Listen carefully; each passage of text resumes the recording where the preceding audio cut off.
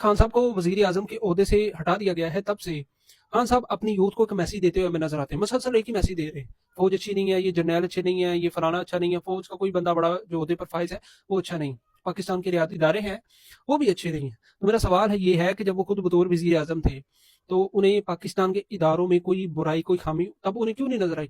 تب ان کا کوئی بیان کوئی بات ہمیں کیوں نہیں نظر آتی؟ ٹھیک ہے، تب ان کو فوج کے اندر کوئی برائی کیوں نہیں نظر آئی؟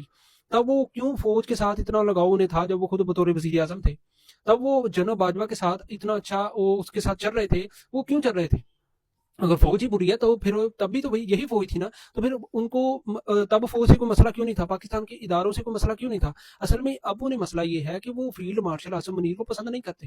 وہ فیلڈ مارشل عاصم منیر کو بطور چیف بطور جنرل بطور فیلڈ مارشل نہیں دیکھنا چاہتے، وہ انہیں بڑے عہدے پر نہیں دیکھنا چاہتے تھے۔ اسی وجہ سے آج جب وہ بڑے عہدے پر فائز ہو چکے ہیں، پاکستان کے جو ادارے ہیں، وزیر اعظم شہباز شریف ہیں، انہوں نے انہیں بڑے عہدے پر فائز کر دیا ہے، جس کی وجہ سے وہ نفرت کے اندر اتنا آگے گزر چکے ہیں کہ اب وہ یوتھ کو ہمیشہ یہی میسج دیتے ہیں کہ ملک پاکستان کی فوج اچھی نہیں ہے۔